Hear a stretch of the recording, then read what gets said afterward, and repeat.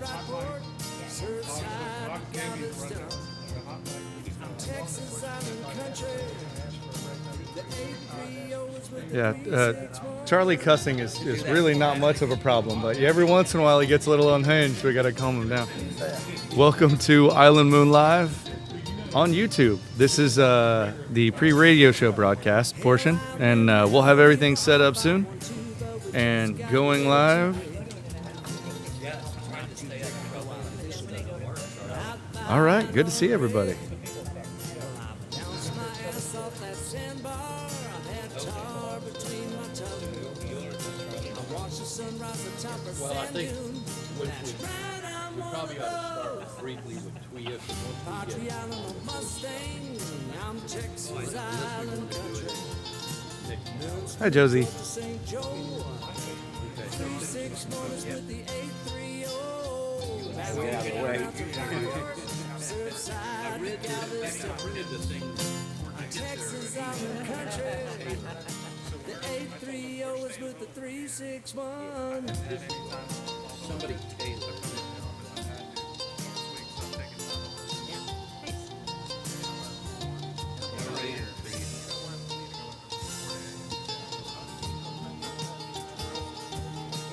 It's sometimes not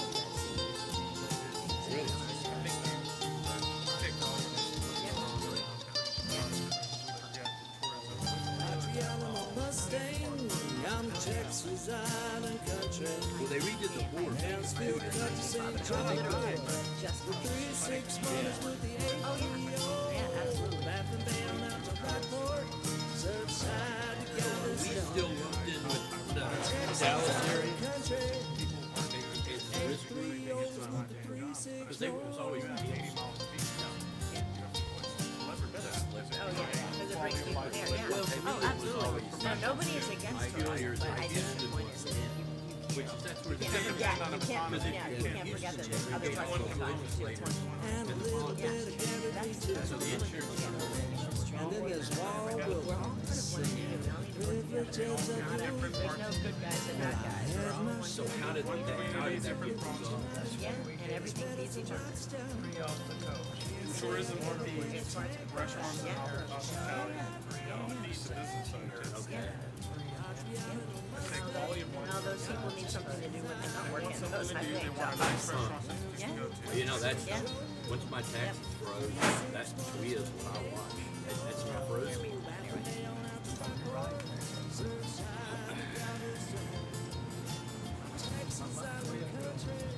All right, 4 minutes till radio time. Hurts me as a college student. I get nothing from it. Yeah, you got notes. Yeah. Introduce my guest. You got highlights. These are Well, and I looked about. you got a lot going on. These are the things we can't talk Any about. language.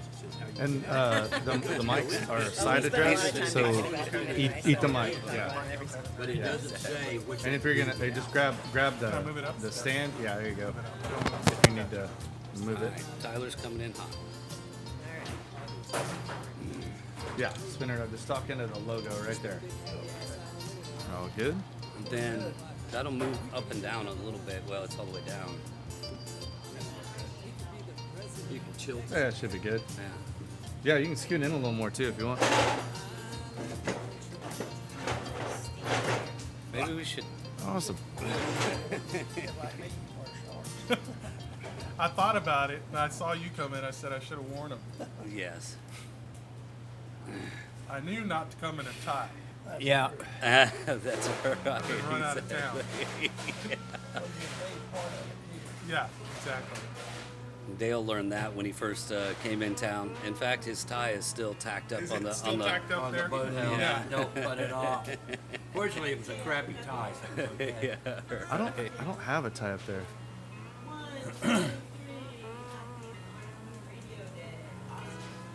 Yes. No. I know better.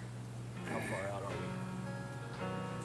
2 minutes. Oh yeah, we got time. Yeah. I buried that boy in the sandbox, left those childhood things behind. World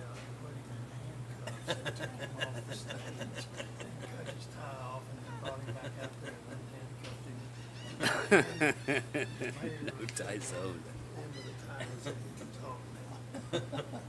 All right, welcome to Island Moon Live. We're going to be on the radio in about 2 minutes, so hold fast, YouTube. Everything's going to be going down shortly. So second hour, we'll do, if you guys can stick around, we'll keep you through the top of the second hour. Sure, absolutely. And then we got to get to the 4th of July stuff, which it's really just fireworks, I guess. Fireworks everywhere. So, are you going to the mayor's Big Bang? No. I actually went for the first time last year, and Oh, yeah, I saw you it was a heck of a It's a deal. nice setup. That Yeah. the L-head, T-head, We've got it whatever the. 4 day, but I tell them I can sit on my porch. Yeah. Yeah, I know. You can Yeah, probably see 3 of them from there. yeah. Yeah. You get up in the air here, you can see all 3. You can see all 3. My favorite place is from my cabin because I can see downtown Corpus, I can see Aransas Pass, and then of course the island. But the best fireworks show is the one that occurs in the Bluff every year. I'll tell you what, the neighborhood fireworks shows are pretty damn They're good. getting Well, good. on the beach in front of it is pretty good. Yeah, no Yeah, kidding. right. I always see the mayor's big bang should be followed by the mayor's big cigarette. They never promote that. That's a good one. Charlie, were you able to get, how's the traffic coming in and out? Bad, dog. I came over here at 18 miles an hour. Really? Jeez. I have noticed the last 2 Saturdays, the traffic making the left turn from Whitecap to the beach. It backs up all the way back. What they're doing, they're putting a couple of temporary lights, and people don't know how to handle that, so they stop. Stop. At Zon Road? They're trying to put, No. I was going to blame you. The new access road and then the road in Port A going to the beach. Oh, Did you yeah. see- yeah, Okay, we're yeah, about to go. Yeah, I gotcha. I have a story in this issue. The guy that owns And welcome aboard. We were on Island Moon Live on KEYS Corpus Christi, 1440 AM and 98.7 FM. My name is Jacob Boggs. We've got a great cast of characters joining us today. Characters. Right. Exactly. Some heavy hitters from the neighborhood. Jay, you want to take it away? Absolutely. Yes, we've got new to the show, but longtime listener, evidently, Gabe Guerra. Gabe Guerra got his BA at the University of Texas at Austin. Hook 'em So hard. he's, yeah, exactly. Me too.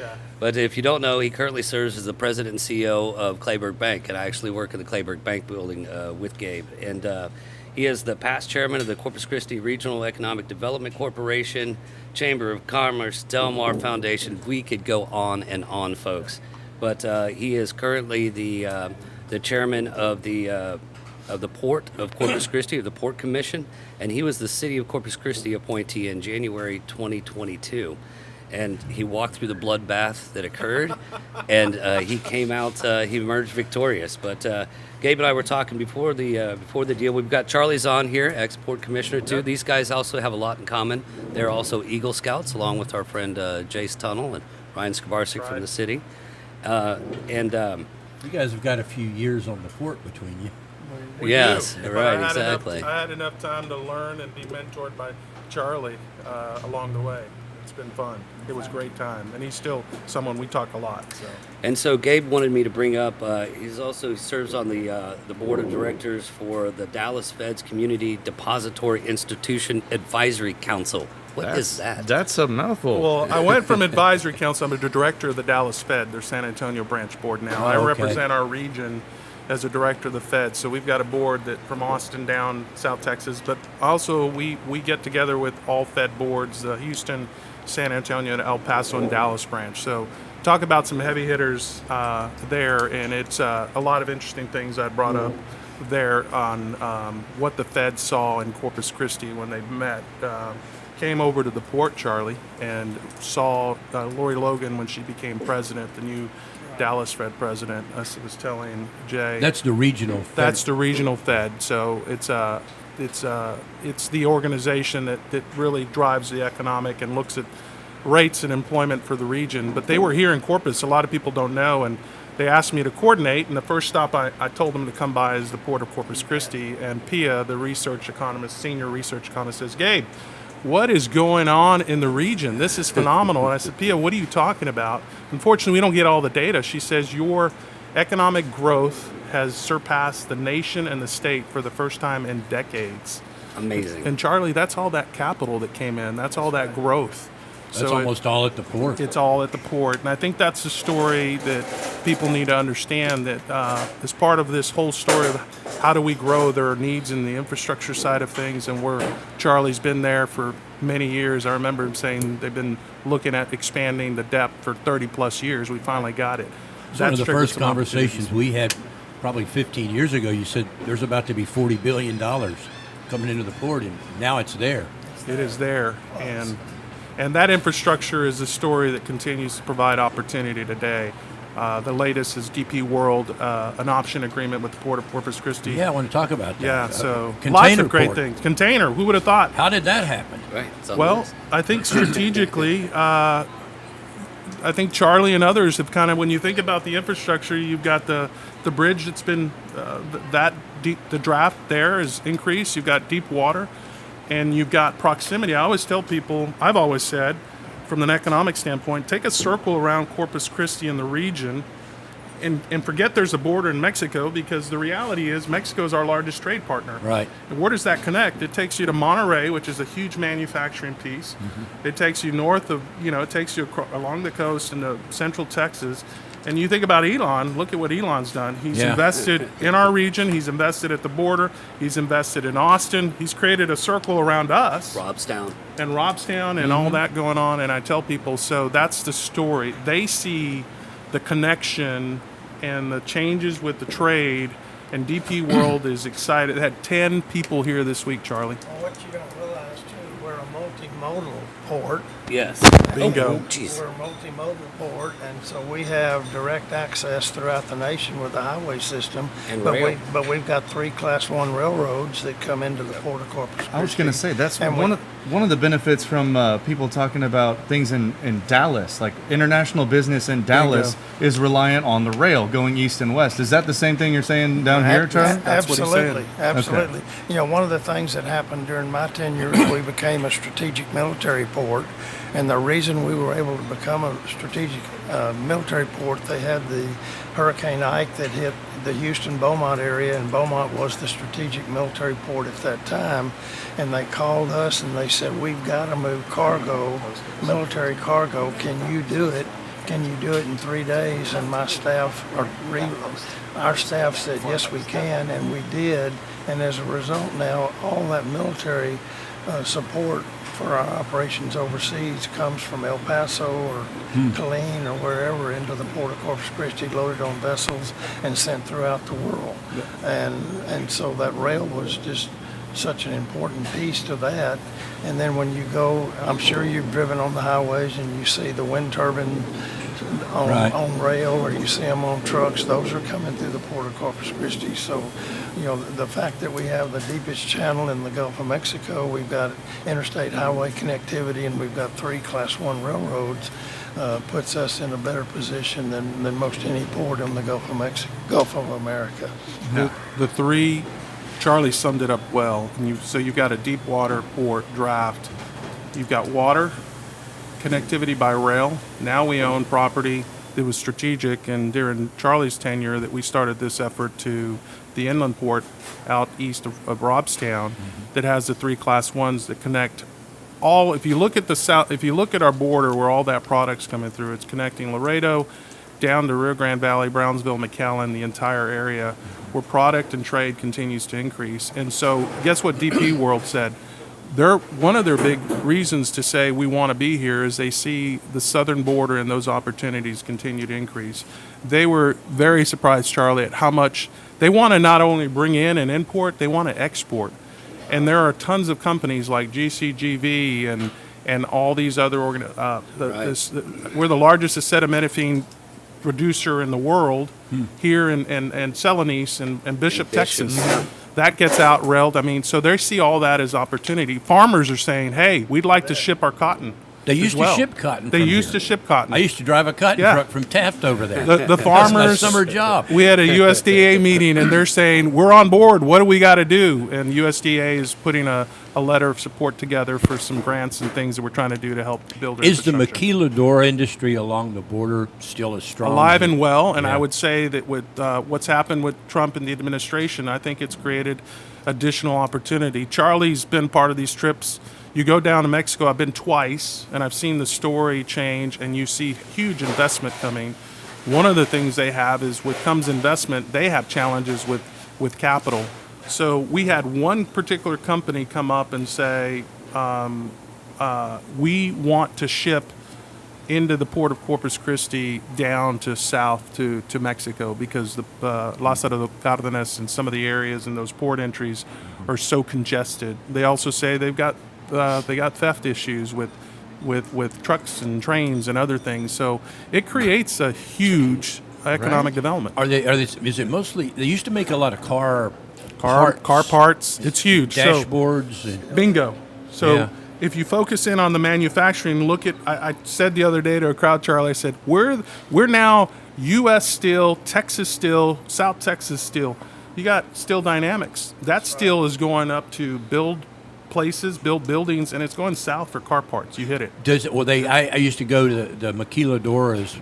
Yeah. They would build all the harnesses and all of that stuff. Everything. And then they put them in the free trade zone. They didn't have to pay the value added tax till they came out. That is the economic opportunity that continues to exist, and we all know that the U.S. MCA agreement is going to get rewritten, but I think the outcome is going to be positive for our region, and I think that's one of the reasons DP World is so bullish on what's happening in our region. What's the rollout on that? I mean, is it something we're going to start seeing construction on quickly? And what are they going to? What products are they going to move? Great question. The first thing they're going to do is they're looking at engineering. As I said, they had 10 people out. They had drones out. They're surveying the area. They're talking about what they can export. I think the timeline is late 29 or sometime in 2030. We've got the inland port that's a part of that, Charlie, because they want to take containers and put them on into the inland port to be able to move things in and out by truck, by train, and bring them back out to the port and move out as well. So there's a lot of engineering that needs to take place. The other thing they're studying is all the TEUs, the containers. They think they can supply into South Texas. Their best case shows in 10 years we would be 1/4 of the volume of Houston, Texas. Wow. Are those operations mostly automated? Good question. You're asking all the great questions. homework. He's teed up well. Lots of automation because of the union labor issue, which is a challenge. right. There's an economic advantage. Now there's some work-ins for unions in these things, but I Right. think that the idea there is that the port, as we've always been, we've been a leaseor of land, and we'll do that. We're not going to build the automation. They'll bring that capital in Right. and automate it. It's the cheapest way to do it. The reason I asked, back Great question. in the 80s, I was hired to do a video for a company that came in from Norway at the port right. of Houston. Okay. They put in an automated system, and the Teamsters wouldn't deliver Teamsters product. They kept Houston from fully automated. They're still And hadn't so got I there. was there to auction off the automated The gear. automated equipment. So that's still the case in the Port of Houston. So we're unique in that it can come with full automation, which will allow that economic ROI for that company to come in. So and the see that Teamsters benefit. will unionize, but the stevedores essentially won't. Well said. Absolutely. That's basically. Do how we it know works. where the container ports are going to be physically located? Just Trump stood there. The warehouse where he okay. stood. Okay, I was there We that can day. we can give him credit so he can help us fund it because we. If you're listening, If you're President. listening, President Trump, thank you. So that I got to right tell at you a that- funny story about him and his visit when Kent and I got to visit with him. But yes, it's where he was standing is a warehouse there. That thing and was that's it. massive. Right north, right just west of To the answer port your building. question, if you go to the Panama Canal on both ends of it, it's 100% automated now. And it's an amazing operation to watch. They'll program it, and then you sit there and you watch these, amazing. all the automation come pick them up, put them on a tanker and what have you. Well, we're going to take a quick break. Everybody stick around. Island Moon Live will return. Hold fast.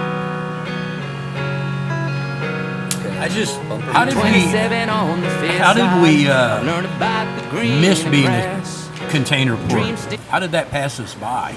I think if it not for Charlie and others who come before us that help get the dredging, the deep water draft, That was the deal. The bridge has changed the dynamic. I think the other thing I'm going to say is the new administration has changed the trade situation. And if you think that, I remember being in D.C. with the port and the head of the American Port Association saying one of the problems during COVID was there was no dual nodes of transportation. They were completely shut down because they went to one place.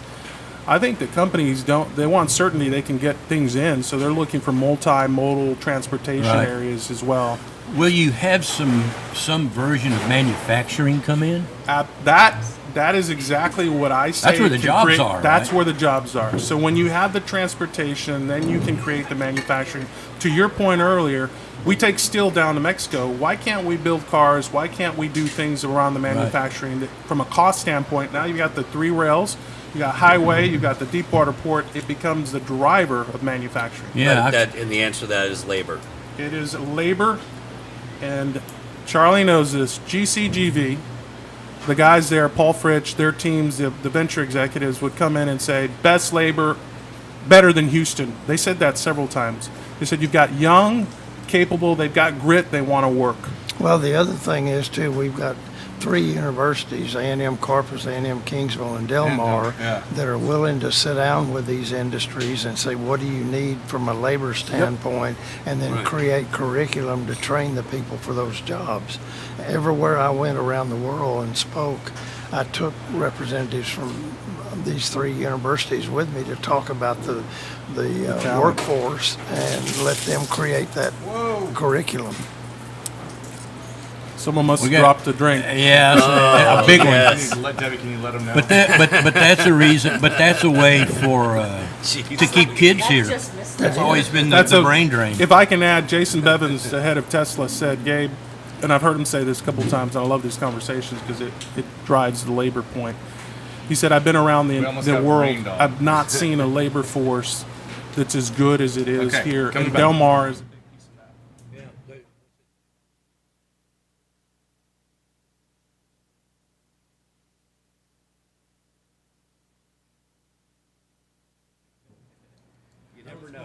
And we return. Welcome back to Island Moon Live.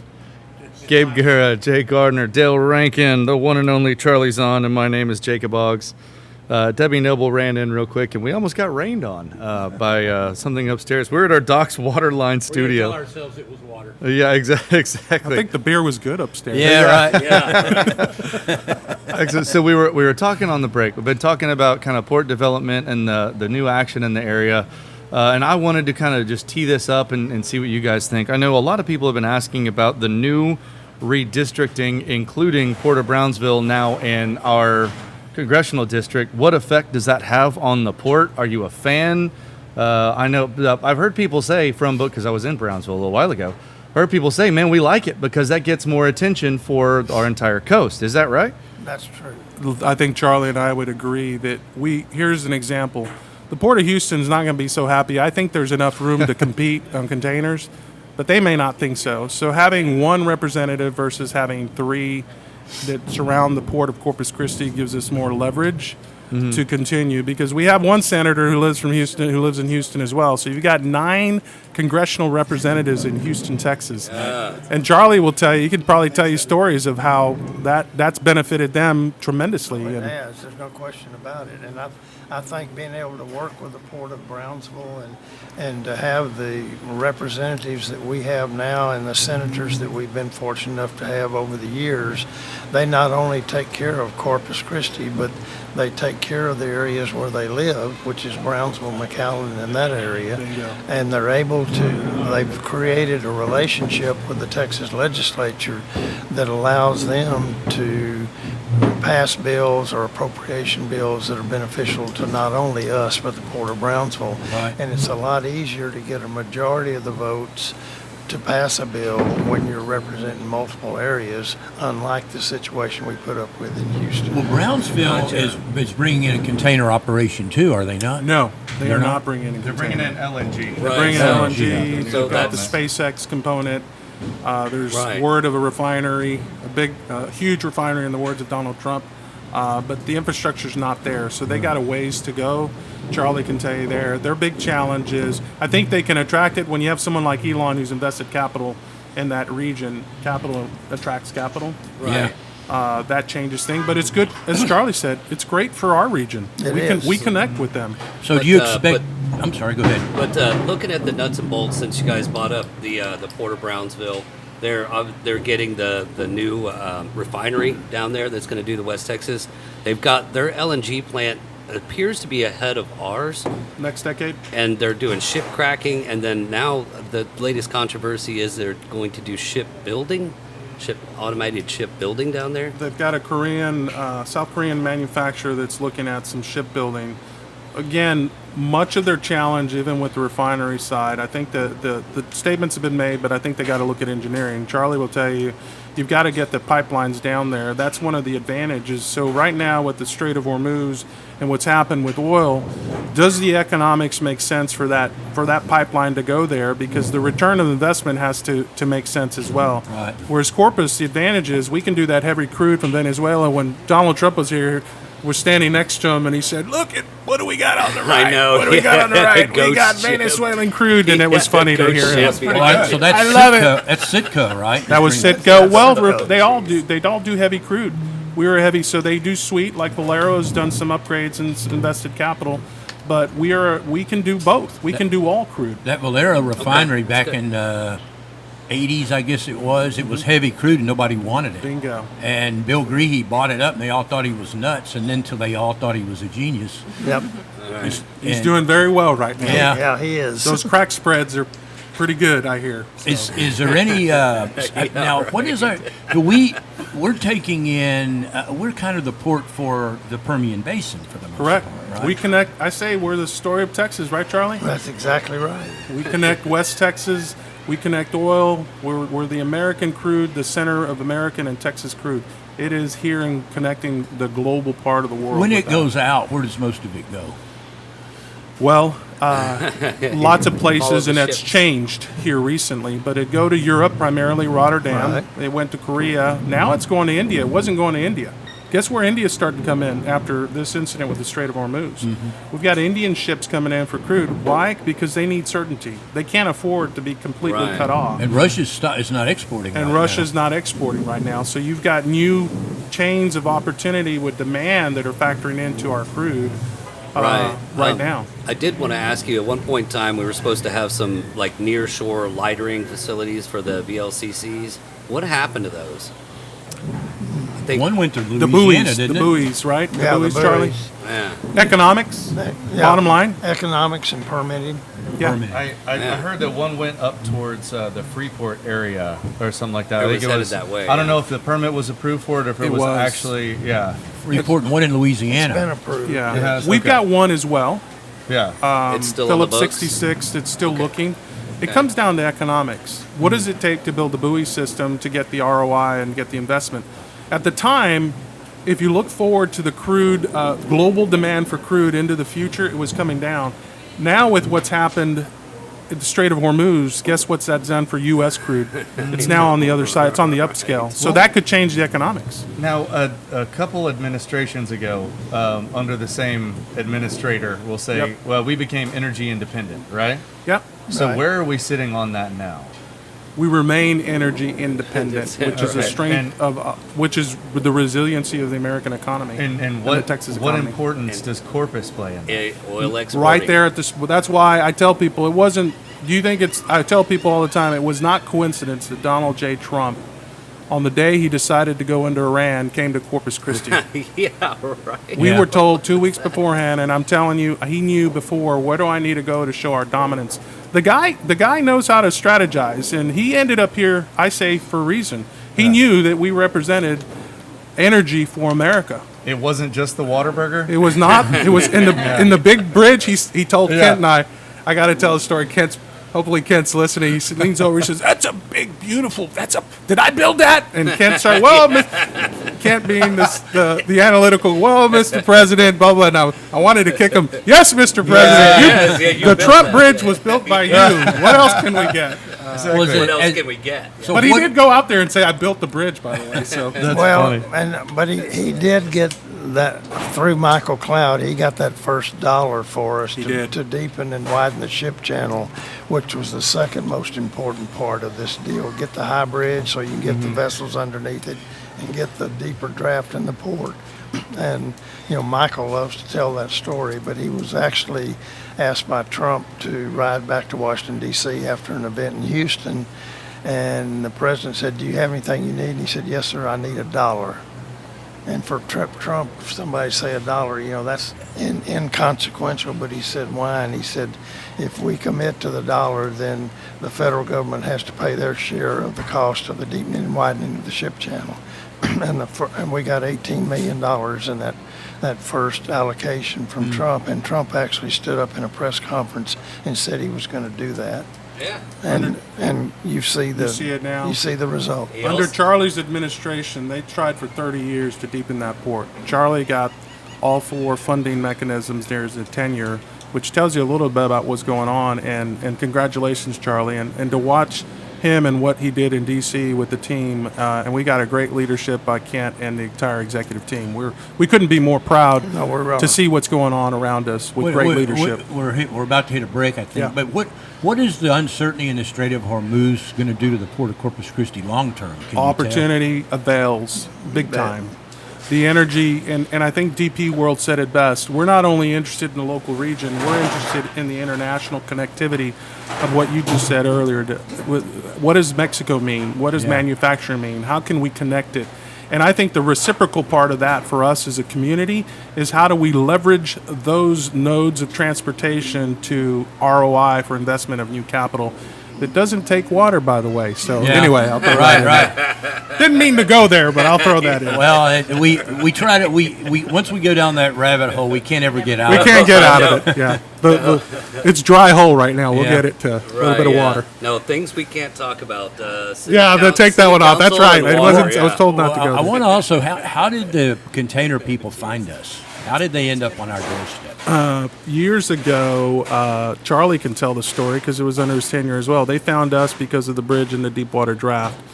There was a Turkish. We had others looking. There was a Turkish investor who's a large container port guy as well, and showed up and said, and he's got investments in and around the port. He's got all kinds of diverse investments around the world, and that's how it started there. But it happened by investment of infrastructure. We're going to get right back to that. We're taking a quick break. Everybody hold fast. I want to talk about Sometimes you get knocked down, you learn to get back up. We had to cut off. You learn to keep on going when you think you had enough. I asked about a long-range plan, and they told me they didn't have one, and we had just sold Ingleside. So we had about That's right. That's the money. $100 million that we didn't know what we were going to do with it. I said, Right. maybe we ought to get a master plan. But part of that master plan, we came back and we designated the Port of Corpus Christi as the energy port of the Americas. Yeah, Everybody looked at us I remember that. Everybody looked at us and said, how can you do that? Well, look at us today. Yeah. Do we still need dredging? Weren't they trying to go to 73 feet at some point? Is that Well, that was primarily tied into trying to do 2 docks on Harbor Island. for Oh, the okay. VLCC, and I want to talk about that too. What's going on Harbor Island, and also those docks? If they went away, they came back. I haven't heard anything in a while. Are they? I don't think There's no interest at the moment. no. Is where that status update is. Again, ROI didn't make sense given where the trajectory of world demand for Right. oils was going. How will the offshore terminals affect us here? Will they have an impact? They could have impact because they'll have some advantage on cost. That being said, whether or not they happen at $70 a barrel is a big question as well. Oh, So there's still, That's until their that capital's benchmark. investment, because you've got to get the ROI, but if they think that the forward trail is favorable to get the reinvestment, to get the investment dollars back, it could be. So there's a couple, and Houston is that one that we talked about. So Right. it's really about return on investment. And it's extremely expensive. Yeah, to put it in. capital intensive. It's capital intensive, and the permitting on it is, it's a lot better with this administration. But if an administration changes, the permitting becomes more That's difficult. an excellent point. We need to talk about permitting, and one of the things that I would hope that this administration would have done was to get a little bit more handle on the Secretary of Commerce, namely the National Marine Fisheries. We have noticed besides the Energy Act, we have noticed almost no difference in permitting. It is still a long, lengthy process that just can't get out of the way of the giant manta rays and the sea Well, turtles. it got better in his first term. I Yeah. have to admit, it got better, and then of course it went back to where it was in that next term. And Trump really hadn't addressed that, in my opinion, in the year and a half or 2 Right. years he's been Is the in Port of office. Brownsville What in Vicente's district? It is. It is. It is. We have him on next week, so we'll ask Vicente him will, about that. Vicente will be able to talk to you about the Corpus boy, right? He's born and raised here. Yeah, he went to Ray High School. I Ray think. High School. Yeah. Carroll. Carroll. Well, I just want, so that gives him, so he's got 2 ports in his district. That's got to be Actually, he unusual. got 3. He's got Harlingen also. Right, Really? Port of Harlingen. We're actually doing a little bit of work with them down there as well. That's got to be unusual. Yeah, In that one congressional district. Harlingen's more of a storage and movement on a Yeah. fuel side. They're small, And but it's a viable port that's and- part of that Mexico story. and towboats. They And just do towboats. Yeah, you take Is the, They gotta go all is- the way is up the Arroyo. liquid natural gas industry still growing worldwide?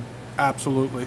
Yeah. Demand is It's look at unbelievable. Europe. Look at the Yeah. demand. Europe, Yeah. they can't get enough. That's right. So look at the spreads on natural gas in the United States, and if you really look at that, that's a story of why the chemical complex is expanding. All right, coming back. Yeah, actually, we should pick up right there.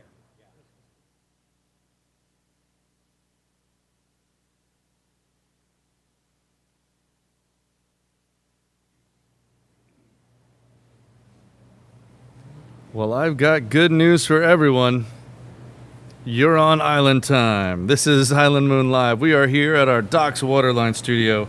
Charlie's on, who knows a thing or two about the Port of Corpus Christi. Gabe Guerra, who's the chairman of the Port of Corpus Christi Commission, right? Is that your official I title? am, It's your but official- I learned everything I could from Charlie. I remember watching him thinking, man, he knows so much. Where the hell am I going to put all this information? as well as our other regular Islanders, Debbie Noble, Jay Gardner, Dale Rankin. And you're here at the Squirrel Cage. Yes, Well, but, and one thing I wanted to get to, some years ago, Charlie and I would talk about this, I don't know, probably 10 years ago. You had the Cheniere plant come in, and if I remember right, they were going to import They were. natural gas. And then the reversed market it. shifted. And now, so is the LNG market, the industry, something we're seeing growth in here? It is. They're doubling. They used to send out a ship every other day. They're now sending out. They're about to send out every day a ship. One ship provides enough power for 1 million homes in Europe a month. A month, one ship. Really? Whoa. We're And sending that- one out lot. every day. And that gas is coming out of the Permian? That gas is coming out of the Permian in Texas, and it's going to Europe because that spread is so advantageous to be able to take that, freeze it, and ship it out. And not only that, under the Trump administration, they fast-tracked permitting. Their admin buildings doubled in size. They're doubling their workforce. They're increasing their capacity because they said we're full-fledged, go, go, go. So we're number 2 in liquefied natural gas because of Cheniere, and they're number 1 is Sabine Pass, right, Charlie? Pass. How is the pipeline system bringing natural gas in? That's always been kind of a pinch point in the past, hasn't it? It has, Getting but that it here. infrastructure's been built as well Yeah, they- because of the crude. And that was one of the things that Trump did was the Emergency Energy Act that actually just fast-tracked a lot of permitting. So on they that. bring in natural gas, oil, then they strip products out of it. fractionate it, strip it out, which creates the chemical complex. Right. So I always tell people, just take a look at raw materials, labor. Take a look. I'm a banker, so I like the economy. I like the numbers, as you can tell. If you can strip that, what does it create? It creates the chemical complex. It creates a steel complex. If not for natural gas. Mm-hmm. And I remember Ray Perriman came into Corpus Christi. Charlie, the EDC brought him in, and I'll never forget Ray, and I tell people this all the time. Ray Perriman said, y'all have the 3-legged stool in Corpus. And what we were doing, we saw the renaissance of the oil and gas in the Eagle Ford. And he said, you got natural gas. Well, hell, he was right. Yeah. And that guy's, I like Ray. He's such a the great guy. economist from Baylor University. He's been around forever. Been around a long From time. Waco. He's our Texas favorite when he's on the circuit. So natural gas, it provides the from a layman's point Operate. of view. So to strip out these products, you Correct. need heat, and that comes from Bingo. natural gas. It allows you to operate these plants at a low-cost structure take that natural gas coming in and operate GCGV You know, and or what steel. people don't realize, Yeah. Gabe talked about a ship a day, and we talk about ships going to Europe, and what people didn't realize, there were countries in Europe that would actually lease a ship for a month, dock it there, and provide that power for a million people a month in that country Straight off the ship? because they couldn't depend on Russia and the pipelines coming across Europe to get to them. And so they started looking to diversify, and they came to Corpus Christi and Chenier to get that. I'm never going to be able to look at those ships the same again. Yeah. I mean, they That's power the world. unbelievable. They power the displace a world. lot of water, man. Yeah. They come around that curve over there by your house. They're Robert throwing says. some energy over I there. know one thing, you don't want to get close to it in your fishing boat. No, exactly. 'cause Get the out there wa- with your flounder gig. Yes, exactly. Like So we did in one of the Port things Aransas. Yeah. I went to the grand opening of the TIPCO plant over in Yeah. Gregory, Remember that? whenever Years that ago. was. Yeah. Whatever happened to that thing? The building is there, but it never got finished out. Have you seen the underground tunnel? I'm No. kidding. I'm kidding. yeah, right. Exactly. I'll throw that Under one the out there. Pentagon. Oh, yeah, right. Exactly. Elon is here. About I'll to. tell you what I think it was. The decision makers were always in China. And as they were building that plant, trying to put it into operation, they had questions, or inspectors had questions, or permitters had questions, and you had to send everything to China, and it would take 2 or 3 or 4 weeks to get a response. And by then, you were either behind, or the problem you'd already solved it yourself or changed, yeah. whatever. Was it a government owned company, or was it? Yes, it was. Well, that would explain it. Everything in China is government Yeah, owned. right. Right, Charlie? It was, but we couldn't. We tried to facilitate when I was on the board. We tried to facilitate some of these discussions. We went to China a couple of times, and it's just the way they operate over Yeah. there. Can I, Dale, just your point? I went with Charlie. I was chair of the EDC. I That's went right. to TPCO. We go out there. Nowhere in the world you watch, and you're watching the meetings. The government officials. It wasn't the head of these companies that were negotiating. It was the politicians, the government that's negotiating at the table. So to watch when they came in the table, Todd Hunter was with us too. Oh, yeah, he was. You had all that crew, and you'd watch, and I'm thinking, man, this is crazy to think that the government trumps business. Right, But yeah. that's a communist economy. I mean, it's the way things work, and that's what we saw firsthand. Information has a hard time swimming upstream in that Yes, type it of does. system. It does. So they were going to make TIPCO was going to make rolled pipe, were they Yes. not? Correct. And send it to the Sea Everywhere. of Japan, I think. Seamless steel pipe. A lot of it was to go to the Eagleford. Eagleford didn't. We know what happened there, and so they used that as part of their excuse. But I still don't know what happened. Is anything That's a big happening with question Eagle mark. Ford? Are we seeing much? I don't see drilling rigs out there much anymore. I think there's still activity, not nearly the amount of activity, but again, maintenance. can that come back into play? What's their cost per barrel on their buy? Don't buy. I wish I could tell you that right now, Dale. That'd be pretty damn good if I found that one. I'm All going I- to work on that one for But you. it used to be what in the 40s, I think, or something like that. But then it got over 40 and it didn't start drilling. So yeah. I don't know. Yeah, all I know is it's been a while since I've seen a bumper sticker that says, "Lord, let's have another oil boom, and I promise I won't mess it up this time." Yeah. Well, it's funny. I was Spend sitting around the everything. Fed table in Dallas with the Dallas Fed Group, and there's this energy council, and they're the biggest oil companies in the world. And what Yeah. was interesting in this last Fed meeting last December was the fact that the tier 1 oil wells are depleting. They're now going to tier 2. Okay. So when you look at oil, you've got to understand is it's like water. It depletes. So what does that mean for Eagleford in the future? It does become potentially a future source of oil at what cost, when oil depletes, and you have other opportunity to. Well, it used to be with the depletion allowance, they leave oil in the ground. Yeah. That's kind Right, of business so my all dad the, was all in. the holes are there. straws Just don't are have all to there. turn it on yet. Yeah. Right. So Eagle Ford, there's a lot of natural gas in the Eagle Ford shales. Ton of natural gas in South Texas. I think that's, again, what, as we develop more in natural gas, the spread is what gives the opportunity, because Europe's going to keep taking it as much as they can take. I Right. think because the cost is so big. And the we're differential. also seeing the kind of, not proliferation, but I guess the we'll call it mild growth, because it's not too crazy right now, of uranium mines. in South Texas, and there's been a few that have been around for a long time. Duval County's I got know. some uranium mining going Yeah, on right now. yeah. There was one up between here and San Antonio years ago that Atlantic Richfield bought. They tried to Right. get my Yeah. father to go run it, and he didn't think it was viable. Well, And then it sold to the French company, and I don't know what happened to it after that. well, one of You see the those big mounds of dirt? Right. Well, the yes. reason why I'm kind of bringing it up is talking about alternative energy. And I know the port, even back in the Sean Strawbridge days, was looking at blue and green hydrogen. Is that something that the port's still No. working with? Carbon What's the direction sequestration, now? Yeah. The administration has said we're not looking at alternative energy. It's drill, baby, drill. However, if you look at this is where policy comes to play. Europe and the Paris Accord and everything else drives what's going on in Europe, and they have mandates for clean energy.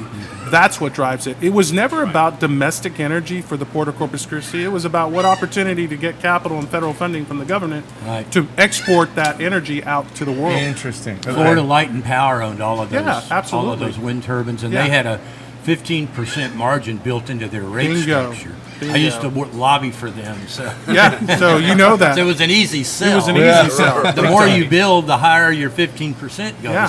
So has the cutback in wind power impacted the imports and exports of the turbines here? I still see them coming in on boats. No, it is a huge, it's part of our revenue source. What's happened is the infrastructure's built out. So now the costs have been subsidized. So guess what happens with subsidies? Gotcha. They generate the infrastructure that lower your cost benefit.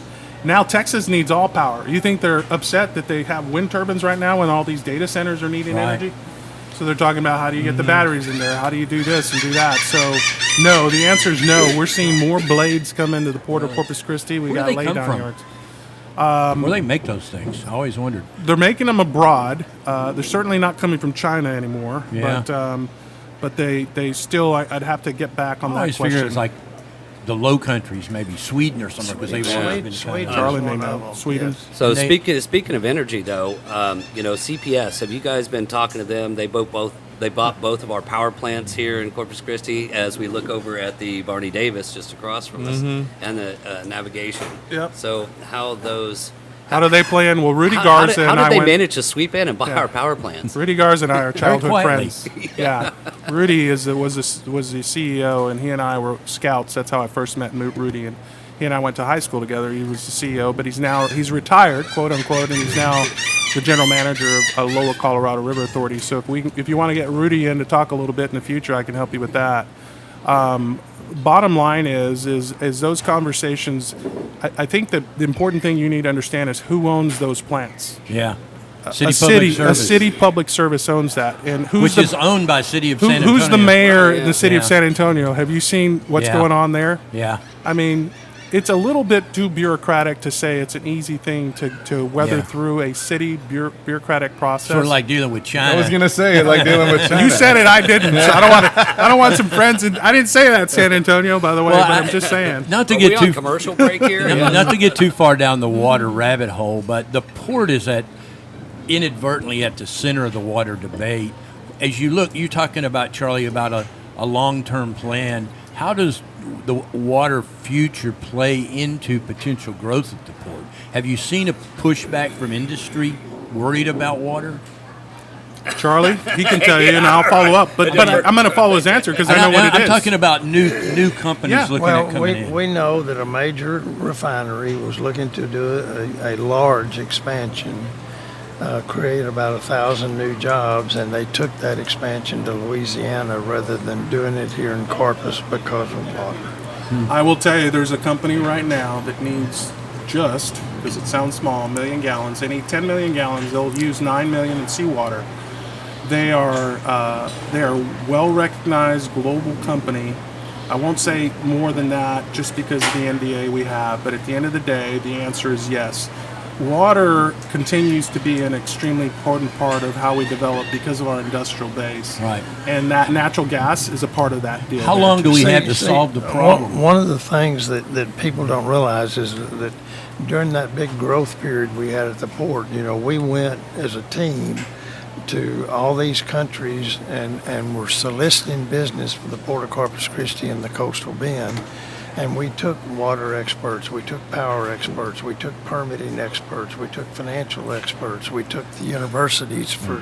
We're going to take a quick break. And get back to We're going to that. leave you on a All right, we'll be cliffhanger. back. Charlie's on when we return. Had to play this folk guitar and sing the blues. Life is coming at you big and fast. A&M Corpus. I mean, do they when you walk into a meeting in India or Sorry, China, Charlie, or something, didn't mean do they to know chop you Corpus there. Christi? Do they know about us? Absolutely. texted- Corpus is known on the world The stage. thing that was sad was when we got into this, we had a water, I'm a water lawyer. We had a water guy representing Corpus that had told us how much water we had available, so I could go talk to a company about 4 or 5 million gallons a Right, day. right. And then all of a sudden he says, time out, I made a mistake. And he cut that number in half. By then, we'd brought $60 billion worth of new industry, most of it heavily water dependent industry into Corpus Christi. Right. And, people try to blame industry for the problems. A lot of the water being used today is by industry that was here before any of us was born. Right. That industry is dependent on water, but when you take when I went on the Port Commission at 48,000 jobs to over 100,000, almost 150,000 jobs created through that growth, it's important to Corpus Christi when you figure we live in a region that has 450,000 people, Right. and almost a third of them work in these industries at the Port of Corpus Christi. Yeah. Well, it's over the years. My take was the city of Corpus Christi, the past councils, signed essentially take-or-pay contracts. They did. And with the anticipation that desal was going to come online, the political side didn't get the desal done, and now here we are. Well, what you don't realize, when we used to have meetings at the Sandpat Municipal District over there, and we had all the area water purveyors, and we'd be sitting down talking about solutions, long-term solutions, and then all of a sudden Corpus Christi would get up and walk out and wouldn't come back. And then we'd get back together again a year or so later and start talking about the same thing, and Corpus would be there. I remember Oscar Martinez he's an engineer, was a really good assistant city manager on water. Yeah. And he got up and walked out one time, and I've done a lot of work with Oscar, and I said, "What's the deal?" And he said, "I was told by the powers that be that we're not going to do this. We want to control everything." Of course, that's what hit us at the port. Right. We could have already had desal, in my opinion, if they'd listened to us 12, 14 years ago. But instead, they said, we want to be in charge. And I just don't understand that. Yeah. I don't want. Well, that was the regional water I don't want to say it on argument. the radio. But Yeah, I don't want to say it on the radio. Hot but mic, hot I mic. would- You are saying it on the radio. Are we? Go ahead, it's all We're right. on, on YouTube. We're on Okay. YouTube. But anyway, You can say anything you want on YouTube. Okay, here we go. Coming back. but anyway.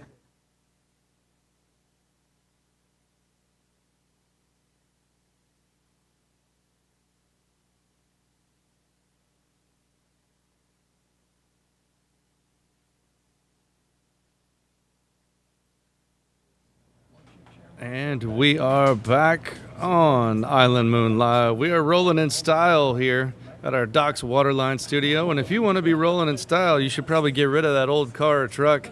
You should take it over to Frank at Discount Motor Company. He's right there on SPID, 6601 SPID exactly. But he's right between Theater and Turner's. He wants to buy your old car or truck. Go I'm in not and take sure it. He's that he gonna- wants to buy mine. It made a clunky sound on the way over. He will so- pay you $500 more than those Okay, big box there we stores go. across the street. Cash yeah, for clunkers. yeah. He's Sounds got like that. fleet vehicles. You need that new diesel F-250 4x4. Frank is the man to go see. Don't bother talking with someone who's just needed to talk to their manager and all that. Go talk to Frank the Bank. He wants to buy your car or truck. Discount Motor Company. Tell him you heard about it on Island Moon Live. Speaking of powerful vehicles, we've got a couple of gentlemen who know a thing or two about the port. Gabe Guerra and Charlie Zahn are with us. Debbie Noble, Dale Rankin, Jay Gardner, and my name is Jacob Oggs. On Island Moon Live, we talk about things going on with Padre Island, Port Aransas, Flower Bluff, Corpus Christi, and the Coastal Bend as a whole. And it's pretty safe to say, gentlemen, that the Port of Corpus Christi is a force to be reckoned with. We're a global power, right? What's the best way to say that? Right, and so Gabe brought up something that I wanted to bring back up before the break, and he said, go into the container shipments, right? So, what are the other industries or markets that you guys could get into that are not water dependent? Are you guys looking at that as kind of like diversifying? Yeah, I think the container would bring, as Dell said earlier too, the manufacturing component has so many pieces that aren't water dependent that would create opportunity with a container port, because now you have all, as Charlie said, you have all areas of modal transportation. We are at the center of the universe for truck, for rail, for water, for seaborne, and we're located in an area with the largest trade partner is Mexico. I keep saying that. Yeah. Why do you connect the dots and take that manufacturing component and look at it? A lot of that doesn't require a lot of water. Industry does. When you're looking at steel, when you're looking at the chemical complex, that all does. Yeah. So that diversity is something this community needs to understand. We need to get behind. That the port has done an excellent job through the leadership of Kent Britton and his team to continue to move forward, to find ways to diversify economy and find opportunities to bring new opportunities besides water diversification. It's job diversification. The other thing that you need to think about is we've got the largest inland port in the country in Laredo, Texas. Right, yeah. And a lot of product comes across that border. And because of the multimodal fact that we have highway and railroad connectivity, if we bring a container facility in here, look at all the product that's coming out of Mexico that needs to keep moving northeast, south. Toyota's Right. got a big presence down there. Huge. Do San we- Antonio. Do we have a sister port in Mexico? Is it at Tampico, or We where- don't have an I keep official thinking sister port in Mexico at the moment. Merida? It could become, because part of what DP World is saying, is conversations that I'm understanding is they want to know and understand.Ey're looking at Mexico as well because they know the connectivity is global. They're 24 billion in revenue and over 100,000. Pretty big global company that's worldwide, so they see global impact to what they do, and they're looking at all that. Where are the cars they make in Mexico? Do they come through the Port of Corpus Christi, or do they go to Houston? They're typically shipped by rail They're up on to, rail, to, yeah. to Houston. Houston. You can see them. You see those I rail know, cars yeah. along the way if you're There's going a to lot the of port. cars on railroads. Would that be part of a component of a container port? It could be. The other thing is, don't forget auto parts. You said Yeah. it earlier. Yeah. How much can we do, and what's the trade implications of what's happened under the current administration's changed that too. And you take the input of cheap natural gas and the labor pool, Yeah. it changes everything. And and there- so you got it all. We're also seeing, I heard rumors today about a look again at NAFTA. Yep. What? USMCA is Talking Yeah, to what- Mexico, but not Canada at the moment. So what's coming downstream for us? What would that? That is, to me, that's the golden ticket. Really? Okay. Mexico will continue to be a significant trade partner. I think if you ask Greg Abbott, governor right now, do we want to hurt our relationship with Mexico? He's gonna make sure that they understand that in Yeah. the federal administration. At the end of the day, it's good because you've got that bilateral support to take advantage of the labor force and those long ties that we've had from a manufacturing standpoint and the capital that's been invested by American companies there now. Yeah. So you're not going to strip those American capital companies of their investment. You're going to try to find ways to augment that with what's happening in the world and where people want to invest new money. And I think that's opportunity. Where's new capital going? Certainty is everything. Hormuz is uncertain. Yeah. And so why is India here? Because they want certainty that when oil can't get in, they need to know they can get it in. And it comes at a price. So will you pay the price? We've always been.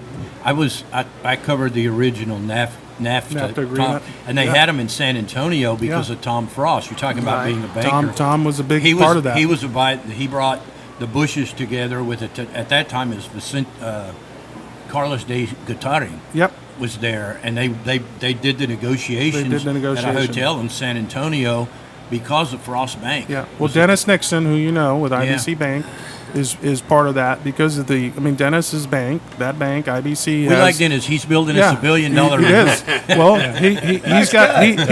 he's got a tie into Mexico. I mean, he's got Mexican deposits as well, or Mexican depositors, I should say. Well, he's I got shouldn't say banks in Mexican Mexico. deposits.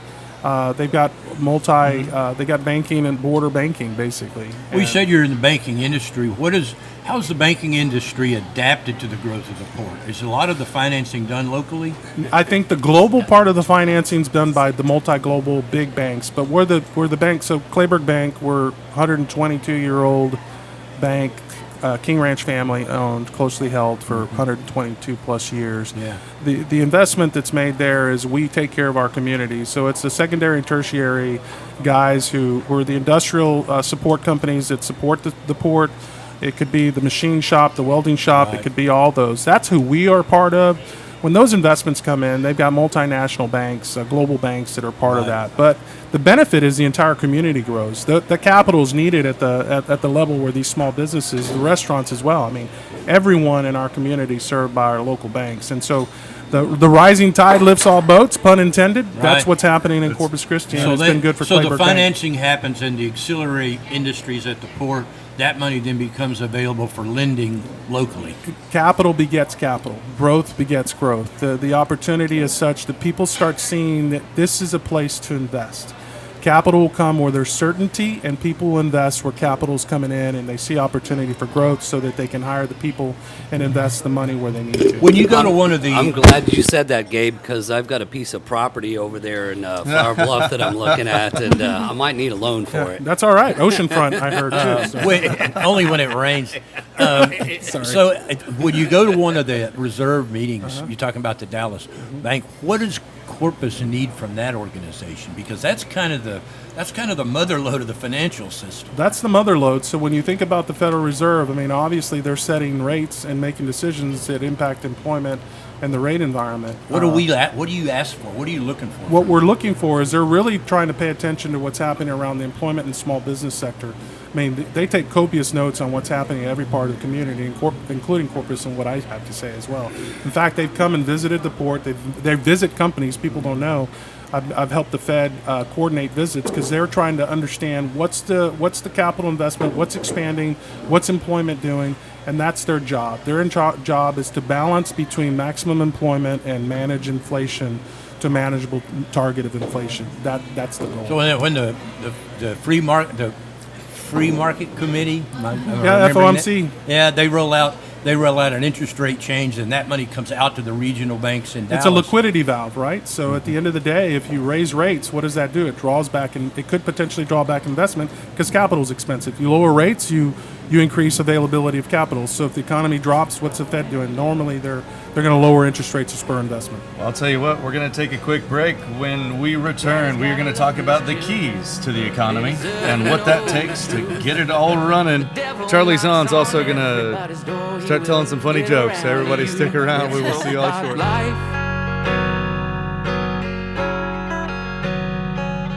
Sometimes you get knocked down, you learn to get back up, you learn to keep on going.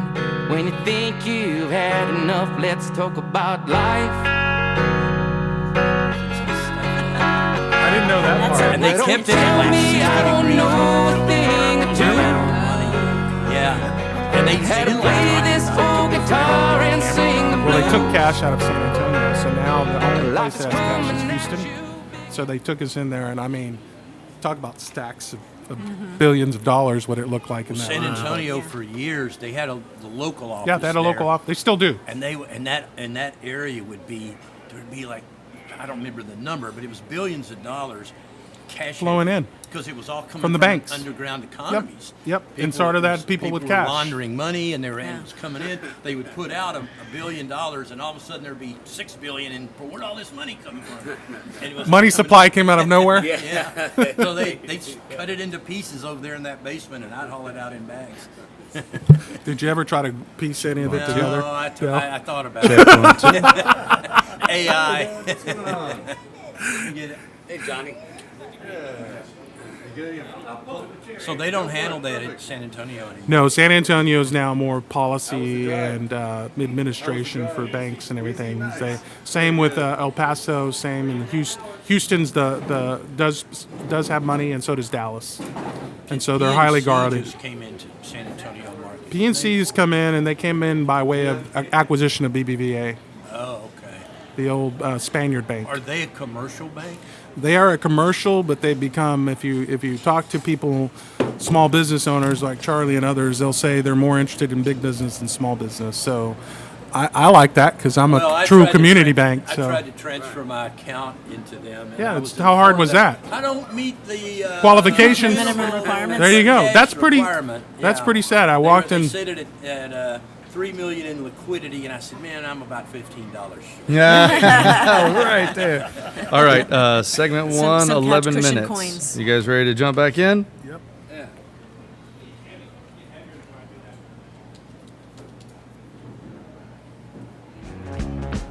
No Stetson hat. Come on, woman, put me to use. Give me six grandkids. brand new strings to sing the blues. And we are back on Island Moon Live. Gabe Guerra, Charlie Zahn, Debbie Noble, Jay Gardner, Dale Rankin, and my name is Jacob Oggs. Special guest Johnny Oggs in the audience. Hope everybody's having a great beginning to their 4th of July weekend. It's another lovely Island Moon Thursday. Nice and sunny, and it's beautiful out, and everything's looking good. And if you want to look good, you should talk to our buddy Ted at Impact Marketing.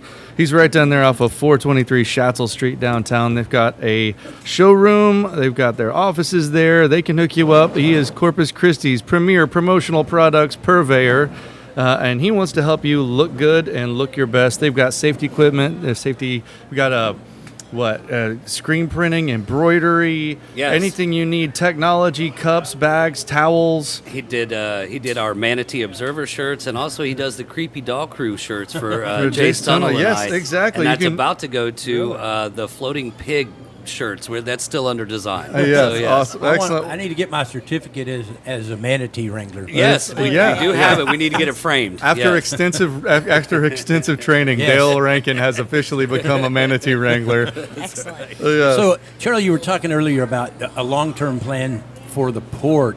How long do you guys think we have to get our water issue resolved before the problem becomes irreversible? Are we on a year timeline, a 5-year timeline? Mr. Water Lawyer himself can speak to that. So He brought up water. He brought up that topic. Exactly. Well, I believe that what you're seeing with a lot of small districts, small cities, and whatever, looking at the fact that we almost ran out of water and they have an obligation to make sure that their communities or their district customers have a reliable source of water, that they're now looking at alternate forms themselves. And contrary to the city asking them to back off because we now have water in the river or water in the lake, and the city is proceeding to get alternate sources of water, these small districts, small cities are continuing to They're going look to break away looking in to some version. break away, not totally from the city of Corpus. The city of Corpus is the regional provider of water, but to have some assurance that in the event we have another drought, which we will, that they have the ability to continue to serve their customers as required by their certificate of convenience and necessity, which is basically their license to provide water. But going forward, I don't think, without desal, I don't think these other sources are going to meet the port's needs, are they? No, well, the first is most of these are brackish water desal for these smaller entities. To take care of industries that are going to come into the Port of Corpus Christi, you're going to need a desal facility like the one that was proposed by the port on Harbor Island, where you can generate hundreds of millions of gallons of water instead of 3 or 4 or 5 million that these small cities need. I've always said I thought Corpus Christi ought to go over to Harbor Island and build a 500 million gallon a day plant, take 200 of it to San Antonio. If you did that, they would build a pipeline tomorrow morning down Interstate 37. So- take another 200 million to the valley, which is in a worse drought than we are, and then we'd have 100 million here for our future growth. I heard that is it the city of Brownsville or the Port of Brownsville is actually planning a desal plant as well. Well, a group led by Sean Strawbridge and Doug Allison have proposed a 50 million gallon a day plant down there, utilizing EDI out of Israel, which is the best in the world at that. And I kind of believe that if EDI is involved, it'll be a reality. So, and this is something that you've mentioned on the show before, Charlie. I think it was actually about this time last year. You were talking about the size per yield on building a plant, for example, on Harbor Island. Just using that as just speculation. Just say we're out there. We can build a 5 or a 10, or like you were saying, Gabe, like a 30 million, but a 500. Your cost per Economies of scale. yes, economies of Cost scale. per That- 1,000 gallons. yeah, well, and another thing that you said that day last year, Charlie, stuck with me. You said, "Gone are the days of cheap water." That's true. It's Right. the new oil. So if it's going to be the new It oil, is. It is. and we've got an amazingly large supply in Corpus Christi, strategically, we've got one move to make, right? That's Bingo. right. Bingo. I tell people all the time, there's straws in the ground around the world, around this state of Texas depleted. You go to Central Texas, go to the Hill Country, you go to West Texas. The only part of Texas that wasn't complaining was East Texas because it gets rain a lot of rain. Yeah. But water's the new oil, and guess what? I've got a friend, Rich Tuttle, who was the ex-CEO of a semiconductor company, and he's running an AI company now. And he told me, Gabe, Samsung came in with the promise of water we don't have to deliver. We want water from Corpus Christi, so we want you guys to develop that. My point to that is we got to think bigger than ourselves. We got a wonderful asset in the Mary Roads. Thank God for the Mary Roads pipeline. Yeah. We finally got it up and running. We finally got it up and running. But imagine a world where you can modulate, as Charlie said, and you create your capital's invested. You don't have to invest new capital, so you've got the infrastructure that's been built out. Now we have the advantage to sell water to the entire state of Texas. That's right. That could become the economic opportunity and boost that we're known for. And that's the thing people need to step back and realize, because water goes through depletion. And when you look back at the study, Charlie, that y'all put together with partners, City of Corpus Christi was there, the Sampat Water District was there. I looked at the list. All the industrial, they even said we'll pay a nominal increase to help fund all this. And the first thing bullet it says, what we need is sustainable source of water. How much is that? And that's what that thing does. It takes the drought out of creating a problem Yeah. for our region. So that's always been puzzling to me, and we've talked about it before here. The green crowd seems like they should be in favor of desal. Absolutely. Because if you have desal, what you're saying there, you leave the water in the upland lakes and rivers, which is it makes them a healthier ecosystem. Correct. And if you remember, the port made a change into the channel we've got this discharge permit that's near completion. But the idea there is we listened to the community that said we need to protect our bays and estuaries. And that comes at a cost. But again, it's listening to the community, because we live here. The Port of Corpus Christi wants what's good for the Port of Corpus Christi, and we know there's an ecosystem in that bay system. So to your point, Dale, is exactly that. How do we do that? And I think they've done that now, and everyone's happy. Seems to be You happy can do with water that. swaps. Right. You can do water swaps. So we need to look at the You said agreed it. order. Yeah. We need to look at the agreed Have you ever order been with to TCEQ. one of, you mentioned the Edwards Underground Water District. Have you ever been to one of their meetings? I have not. Wear a helmet. I used to cover those, and I just Really? get up and leave. Well, you got farmers in West Texas and hippies in downtown Austin, and they don't speak They don't the mix. same language. They don't mix. So Well, one of the concerns you mentioned, the green people, being against desal, they're not really against desal, Dale. What they're against is the possibility that we could bring more industry into the coastal bend, and that's what they object to. Well, that's you don't. If you're one of call it one of them. If you're calling, I refer to them as watermelons. We'll just get that out there. They're green on the outside, but they're red inside. But if you're one of them, you don't go out and attack industry. You go after what they rely on. You hit the pipelines and the supply areas and all of that, and that's why they're coming in on this angle. Now, and you have some people that are the NIMBYs, right? So just not in my backyard. yeah, Absolutely. the no growth people, and some of those people live in the port area. And some of them live in Port Aransas, and they ask a lot about Harbor Island.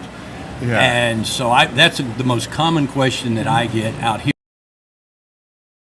Harbor Island. So is there anything you can bring us up to speed on? Nothing's changed with the exception of what's happening with the desal and the Nueces River Authority. And the update there is they are now in the middle of identifying. They have identified it. They're in contract negotiation with IDE, They're one of the Okay. largest in the world. Understand that, and that is, and their performance parts. We lease that land to them, so that's one of the performance pieces that they have to identify the water. This public-private partnership, and then you've got to get to the engineering phase. So it's got performance metrics to it as well. They're there today. That's key because that's the next leg of capital because they don't have unlimited supply of money. No, They- in fact, wasn't there an article that just came out? It said something they're running out of said money. that Or they're they're kind of running out of stalling right money. now. No, Let me yeah. address that because I've talked to a few of the key folks there. Part of those water reservation fees were non-refundable because part of what they did was help put the plan together, and that took money. Charlie's That plan couldn't go forever, and we knew that at the port, which is why we have these metrics in there. You've got to achieve these metrics. They need to identify the player they have, and that player can help get the funding together. And the Oasis River Authority has funding mechanisms with the state they can pursue. One of the questions I get a lot from Port Aransans, what would the plant look like? I mean, physically, let's say they build the plant over there. When you look across the ship channel, what are you going to see? Charlie? It would look like, Just a building. you know, looks the like a building, metal- you know, the It's a cement building you building. built on the other side of the channel here? Yeah. It looked like that. That's it. It's just a building. It- It's not a plant. 2 stories. No stack. That's it. No Yeah, noise. yeah. Yeah. No. No, It's just no. a There's a building. membrane inside. I mean, Yeah. this thing Yeah. is just a building that takes and basically you think basic membrane with. So with when how people you, imagine We smoke have coming reverse out of stacks osmosis in our refrigerators, and all and this sorts is just a of big building with reverse industrial osmosis in it. processes, that's none of that is going to be there. Yeah. Correct. I think that's people's biggest fear, and I said build it on the island. I don't care if it's next door to me. It's just a building. It's gonna a look cement like building. it'll It'll probably look- have better It landscaping will than my look neighbors. just like any house that you might see Yeah. in any neighborhood in this area. Go to St. Bart's, go to St. Croix, where people live in Yes. paradise, and what do they have? Desal plants. Well, They go- exist all around the world. And when we get back, we're going to take a quick break. Jay Gardner is going to host Jeopardy. Yes. Everybody hold fast.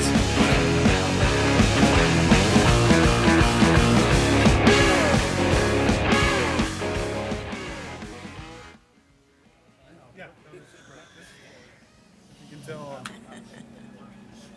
it takes time to Talk about it.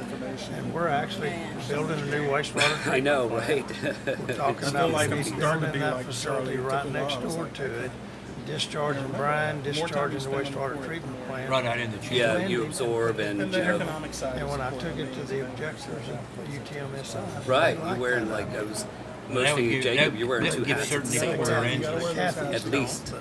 Having a Yeah, healthy economy well. is important for all of us. Yeah. I would right. I mentioned a baker, it's all the key. water districts right now. Absolutely. Yes. They're probably more active than they've ever been. If you want your bank to keep Sometimes the going, economy they'll slows let down. you Imagine, do because things. they're all looking around. Oh man, Customers what- get impacted too, so we Yeah. gotta work with them. and a lot could change in Yeah. November depending on what happens with our council races. You're right. This could either go away A or lot it could get really should bad. change in November.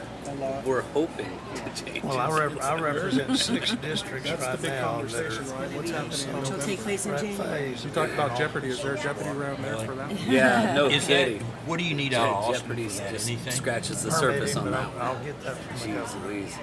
You know, the governor has told me, Anyway, I he figured says, I would once you bring up get the to article that just because point, people will have read it and then you can answer. just like they did Right, with the but wells Yeah. with Corpus, he went to TCEQ. We don't even wanna and give said, those "Issue people that credence." permit." So he said, if I've got sure to they're do like listening intently. Kingsville, you know, I South know they Texas are. Water Authority, we're close. I've got to get a lease with them, but Welder and I've Get just them to about say got something they finished. don't want to. But when I need to go get the permits, I'm gonna go through Toby Baker to Oh, the goodness. governor and let him What tell else are you getting into these days? Let's issue it.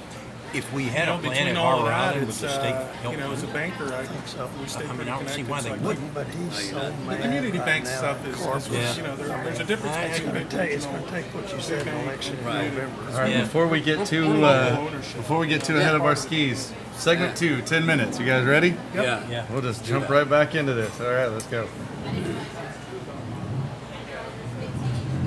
What?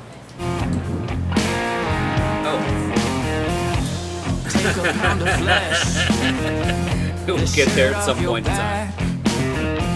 Man, once it's gone, it ain't never coming back. Welcome aboard. This is Island Moon Live. We are here at our Docks Waterline studio on a beautiful July 2nd with a holiday weekend coming up. We are glad you're joining us. If you're here on YouTube, just go to Island Moon Live.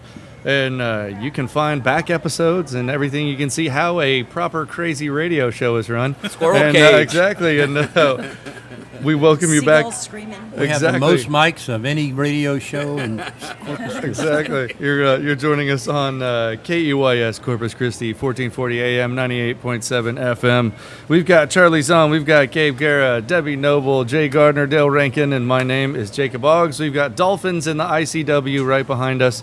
It's just another gorgeous day. They're running from the tourists that are about to start coming in over the bridge. Yep. It is a constant stream of traffic over the JFK and has So been. on the just before we left for break, I mentioned that Jay was going to host Jeopardy, and I'm actually serious. You actually came up with some Jeopardy categories, Jay. Yes. And we've hit on a few of those, but you want to go ahead and line out the other topics, what we have? Actually, we've hit them all. So I can't declare a winner yet, but we can go into the final Jeopardy round if you want to. Well, I want to talk about a little bit.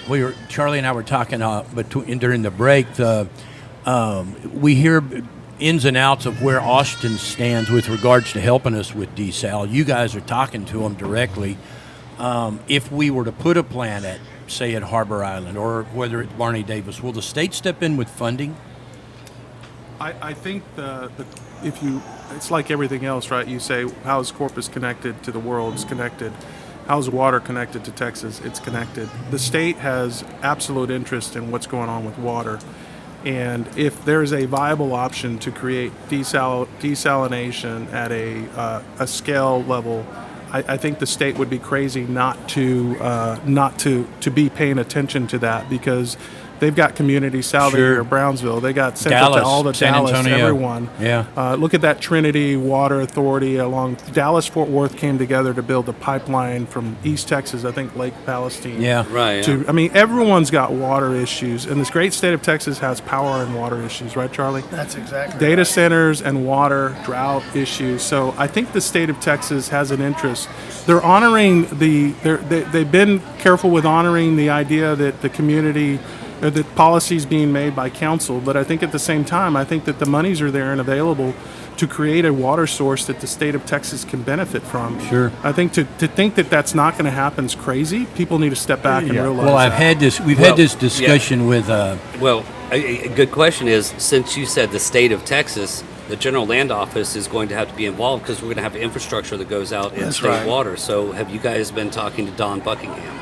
All of that's been done at the federal and state level, where those pipes for the outfall have been improved, Right. and that's 3 miles out, 1.8 miles or 1.5 miles from San Jose, but 3 miles, I believe, from Aransas Pass. All those conversations have been had where the boring of pipes would go underground to go out to be diffused into the ocean. We've had this discussion on this show with Todd Hunter a few times.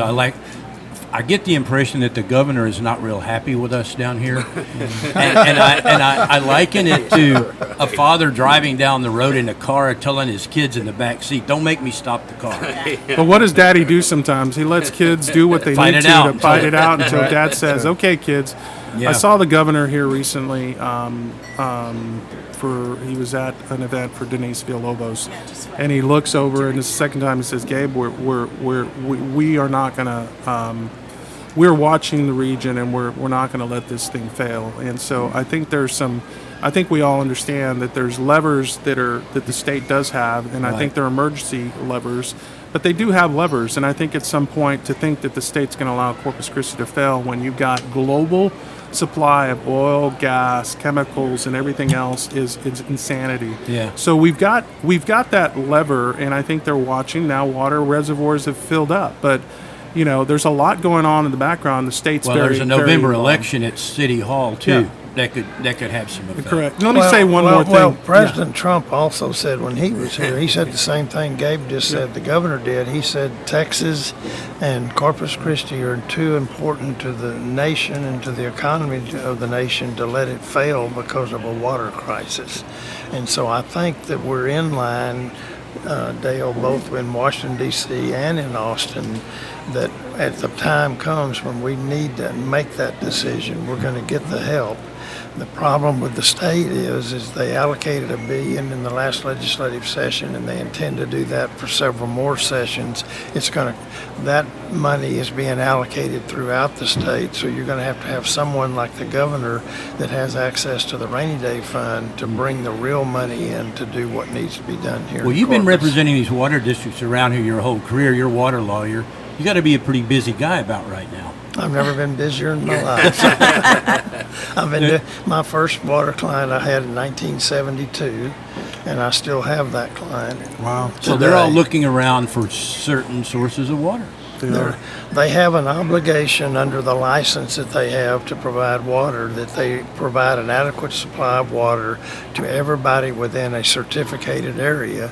And they're relying today on Corpus Christi, most of them, to get that. And they feel like that a lot of the people I represent, that we need to get an alternate source, continue to work with Corpus Christi, but get an alternate source so that we can do what we've been charged with doing and providing an adequate supply of water. Is there a point where they start trying to withdraw from the regional water authority? I mean, they just get to the point where they say, we need infrastructure, our own infrastructure, and they go to the state and get their own funding? I think that's where the state can, but let me say this too. It's important to understand that the Nueces River Authority is a wholesaler. The port is not. We're a leaseor of land, so we have an interest. Charlie was a part of this process. We've invested $10 million into these permits. The port did. Right. Why did we do it? For the greater good of the community. Right. All water options are important. Some of our industry partners want the inner harbor, and I get it. It's a lower cost segment. Some of the others, so we say we need all options at the end of the day. I think at the end of the day, these communities factor into what the state's looking at as well. Who appoints the Nueces River Authority? 21 member. It's the governor. It's the governor. So if you don't think the governor is involved in water, Yeah. he is. We're unique in Corpus, aren't we, Charlie? Not every community has a city that's running as a water owner and the water rights. That's unique to Corpus Christi. I didn't know that. Yeah. Usually it's water and districts. It's usually water districts and the like. San Antonio Water Systems Yeah. has their own board. And But water issues and fights are going on in East Texas. You heard of the great Kyle Bass, who's a billionaire venture fund guy. He bought land that he can't because the farmers and the agricultural guys are saying not taking water and transporting it out of our community. The state is dealing with, and likely talk about in this next session, whether or not they address it.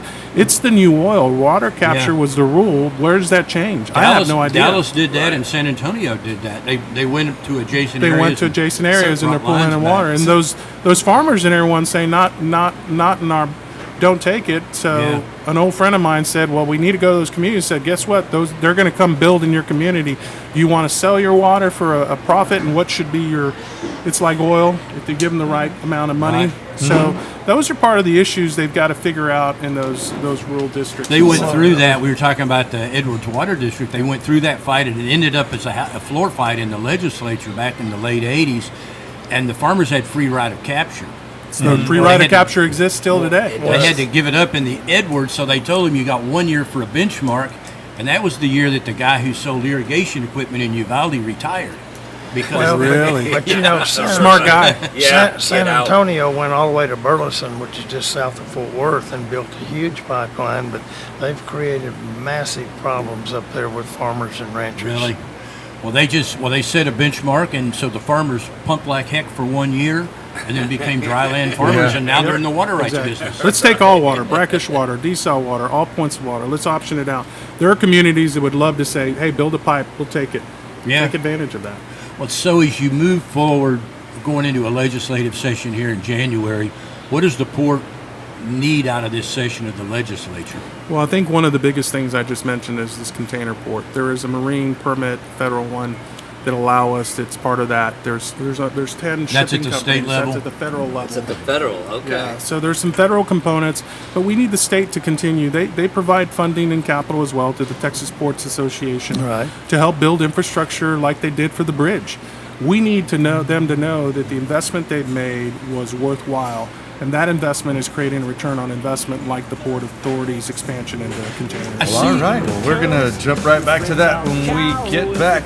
Taking a quick break. Island Moon Live will return. Hold fast. TGIP, it don't make no difference, it's the same to me. You're on island time, when you're salt and lime and say, thank God it's Padre. Yeah, yeah, yeah. He's got his headphones on. To provide containers? To be able to, you get a federal permit to be able to do a container port. Really? I would have figured just go. And boy, the capital cost is amazing. Those cranes that you see, Yeah, yeah, about yeah. $50 million a piece. Really? Okay. Huge. Plus they take maintenance in this environment. Solid You think the environment. ROI yeah, is as big as the oil and gas side? It's not, but it changes the environment for investment. So, we need that diversity piece. But it's Greg nice. was saying here last week it was $1,000 per container that accrues to the local, I don't know if it was economy or direct fees, but the number he was throwing around was $500 million at the level of containers that they're talking about doing in the first phase. They've got first phase. They're going to look at everywhere between here and San Antonio and the local region and say, where could we distribute to local? Where are exports? Where can they go out as well? And then they're looking beyond our borders as well. So Right. I think that's the biggest opportunity for them. They see what's happening in the southern border. They see what's happening with trade, and they understand that capital is looking for opportunities, and that U.S. Gulf Coast becomes another. And Houston is congested. Yeah. I mean, Oh, Well, they it looks are. like what's going to happen with the new trade agreement is we're going to strike a deal with Mexico and then turn around to Canada and go, sign on or don't. I think that's the plan. That's what it looks like. 11 minutes for this last segment. We can wrap everything up. If there's anything you guys want to get off your chest or go, I know Charlie's been aching to yell at people. And then we do 4th of July at the last. Yeah, we'll do the 4th of right. July and local stuff on the last. But Okay. 11 minutes, we good to go? You got it. Yeah. So if there's anything you guys want to cover, now's the time. I'd like to talk a little bit about Windstorm. windstorm Let's do that right insurance. now. Yeah. Okay, I think everybody's aware that since Hurricane Ike in 2008 in Galveston, Hang on, that let me start this up. Hey, hang on, Charlie. Yeah, let him start the segment. Don't make no difference. It's the same to me. You're on Allentown. Welcome back to Island Moon Live. Charlie Zahn, Debbie Noble, Gabe Guerra, Dale Rankin, Jay Gardner, and my name is Jacob Oggs because, why not have 6 people at the table? We're talking... Squirrel cake. We have Right. the technology. We're talking port, we're talking Corpus, we're talking development, and we're in hurricane season, Charlie. And shift you were gears a little bit. mentioning something about windstorm. What We do got have some. there? We got some rare good news on the windstorm front this week. yes, we did. I think everybody's aware that since Hurricane Ike in 2008 in Galveston, that Todd Hunter has formed a group of people who have been working to get legislation so that rates for windstorm are fair and equitable to all of us that live and work on the Texas coast. We've made substantial improvements over that period of time. And the biggest one came in the last session of the legislature last May. And as a result, we go through a process that TWIA on an annual basis in August determines what the rates are going to be for the next year. They rely on an actuarial committee to determine whether or not the rates that they have today are actuarially sound or they're not actuarially sound. And we crafted legislation that was approved last time that has significantly impacted how that actuarial committee operates. And as a result, is what we saw this week. Then Yeah, and what happened was the actuarial committee met Tuesday this week and voted 4-1 to have no rate increase recommendation to the TWIA board on August the 4th. And the one person that didn't vote or voted for the increase will publish his name and address. But what they tried to say is that we were not actuarially sound to the tune of 30%, so they wanted a 30% increase in your windstorm rates. But as a result of the legislation that Todd Hunter got through that last legislative session, we show that we're actually 9% actuarially sound, and as a result, the committee said no rate increase. And then the TWIA committee will have that for consideration on August the 4th in Galveston. And I believe how seriously will they take that recommendation? they will take it very seriously. Good to know. And we were fortunate over the years that Georgia Neblett represented our area on that board, and a lot of times she was outvoted.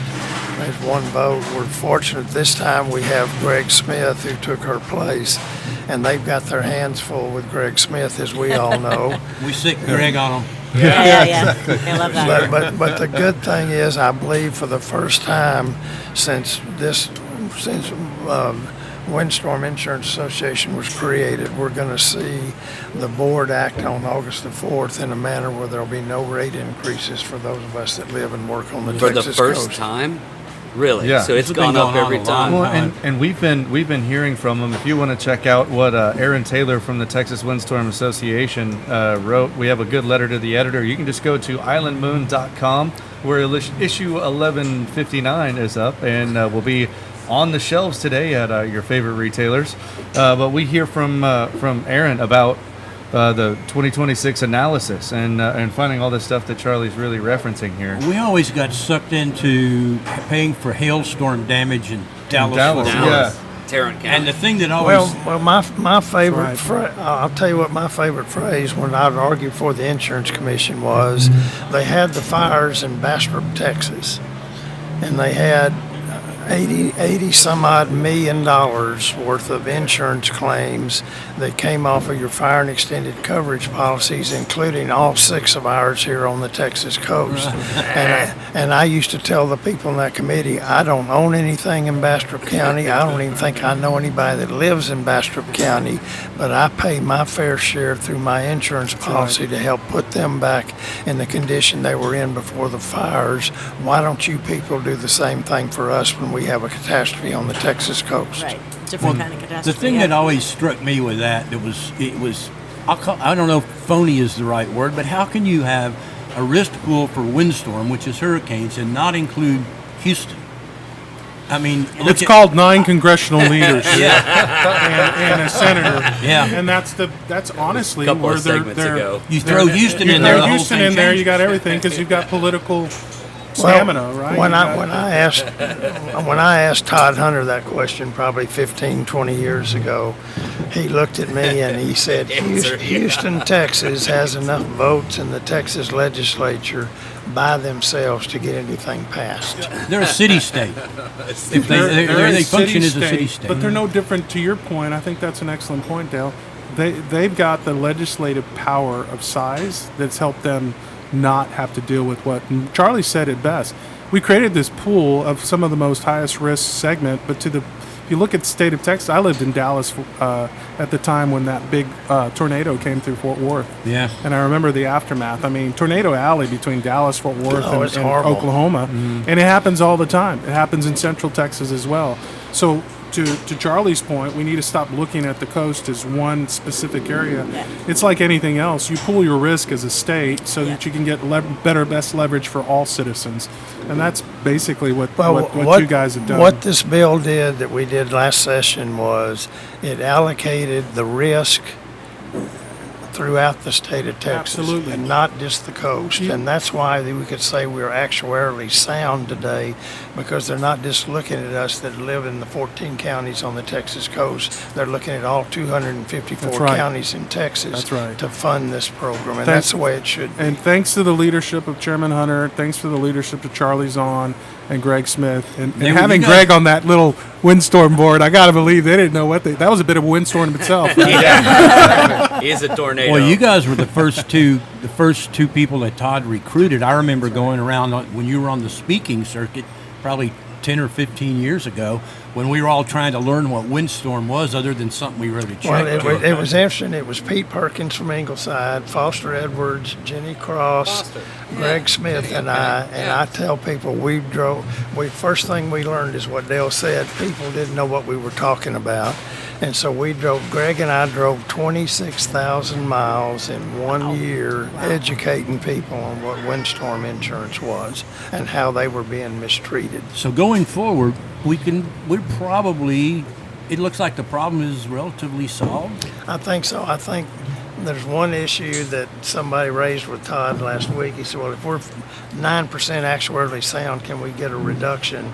And Todd asked us, do not talk about that. Let me take care of it in the legislature. So Okay. Yeah, we'll work that out on the House floor. It's a chip. Chip in Well, the have game. we missed anything that's going on with the Port Gate that we need to be talking about? Is there anything under the radar we need to discuss? No, I think we've got the big pieces to the port, and I think people need to understand the water part is we're not Nueces River Authority, but we do have. You can go online, you can see those agreements. They're there, they're transparent for the community to see, and what we have with Nueces River Authority. Their next step in the process, they're identifying and going through a contract with ID at the moment.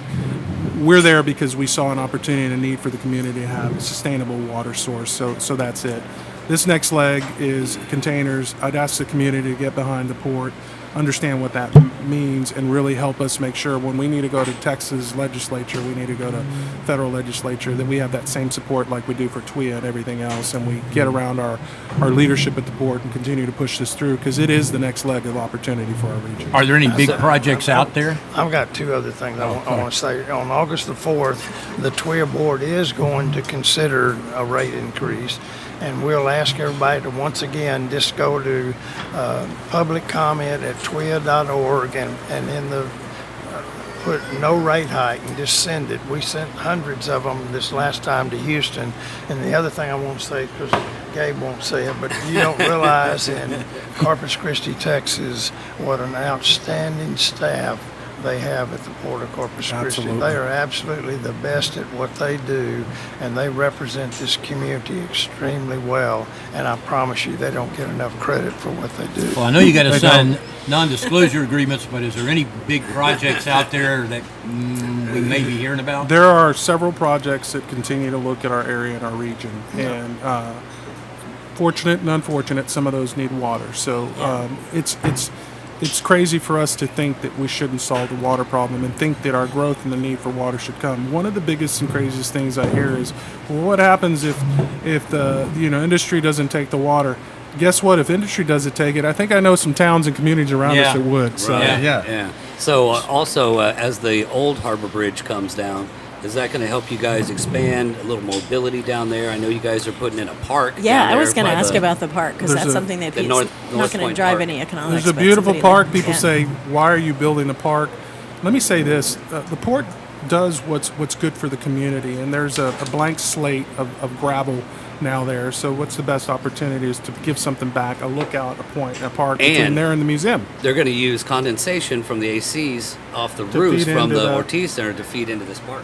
That's awesome. And if y'all look Love that, down there, Jay. all that land that's been empty, it's the Yeah. tabula rasa. It's the empty Yeah. slate. 43 See it. 43 Tabula acres Rasa, or It's something like crazy to me. Look at Yeah. that part as the downtown future That's right been there. there. We've talked about that some here, but there doesn't seem to be a consensus yet, because you got the city You got the city, and the port county, and the county, and they're trying to work The out. port is going to work with our city and county partners to help them do what they need to, and we'll do our part as a partner. You don't as get well. 40 acres of raw You don't. We land also that- realize that's a tourism spot. Yeah. People say, "Are you going to Yeah. put a lay down yard back there?" No, that's not what the port's going to do. We wouldn't do Casino Hotel sounds great. Casino Hotel. There you go. All right. No, well, we're going to jump back into this and things going on your 4th of July weekend. When we return, Island Moon Live taking a quick break. Hold fast.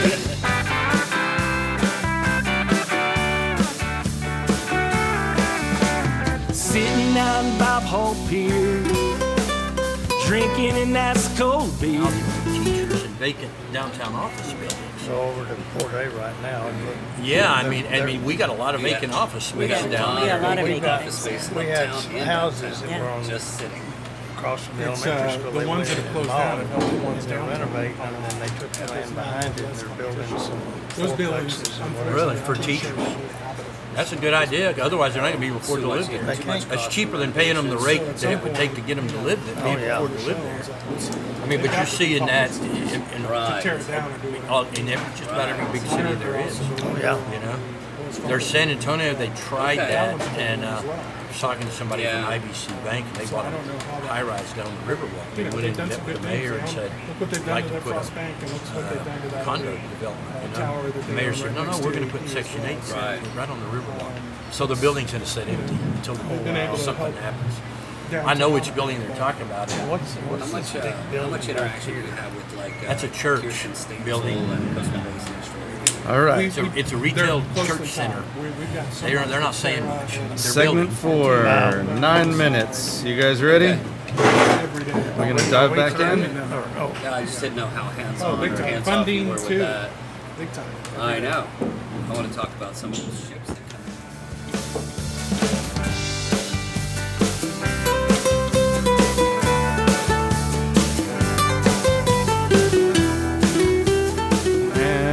Welcome aboard. You are on Island Moon Live. You are on Island Time with Debbie Noble, Gabe Guerra, Jay Gardner, Dale Rankin, Charlie Son. My name is Jacob Oggs. There's a lot going on this weekend. I hope everybody has a fun, safe 4th of July. All kinds of crazy things happening. Last few minutes of the show, gentlemen and lady. We published the map that if anybody is going to go watch the fireworks show on the island by boat, please look at the map. Yeah. Otherwise, you'll be kicked out at the last minute. Oh, yeah, that's important. So you got to get there early and stay in the parts where you need to stay. That's the big thing. And Yes, then, and a special thank you to Nick Colosi and everybody involved with Island Yeah. Blast for all their fundraising help, and thank you to everybody who donated to make this full volunteer event possible. and I want to talk about something near and dear to your heart, Charlie. The Bob Hall Pier. The restaurant is coming up out of the ground. Well, up off the pier. And I talked to Troy Adler, I guess it was yesterday, and they're looking at going out for issuing a request for proposals sometime here. They're working on the language for it now. That'll go out, and they'll have 60 days to get people to come back and apply. So sometime August, September time frame, they'll be in the thick of selecting an operator. So I get this question all the time for people who are interested. Stay in touch with the County Coastal Parks Board. That's where the RFP is going to come from. Yeah. And they're also going to start charging within the next couple of weeks. They're Yep. getting the They have the vendor lined up to do vendor, that. and so, they're working. yeah. They're getting ready to build the shack, so that's Yep. coming. And then they're also, I don't know if you've been over there lately, but it's kind of a moonscape in front of the pier right now. So they're going to start working on the road over there in the next couple of weeks because I saw a guy in a four-wheeler all-terrain vehicle get stuck over there this week, which is not an easy thing to stick. So but the pier's open. It's free. It's going to be closed on July 9th for a day while they put in some lighting. But that's the big thing on the island this weekend. As you know. There's been some property getting listed, and and a change to the PUD, the development that's coming in around We South had Pack area. We had a piece of property on Zahn Road. Yeah. Go Speaking on of, to Who's that guy? Yeah. Exactly. I told Charlie one time on this show when all the port stuff was coming up, he gets complaints of traffic jams on Zahn Road. Yeah. Blame all that on Charlie. but there was a 13-acre, 14-acre piece of property. Right, it borders the driveway going into the parking lot over there and Zahn Road on the other side. It's been put on the market, which it's always been listed as owned by the city. Now it's somehow in private hands and it's on the market.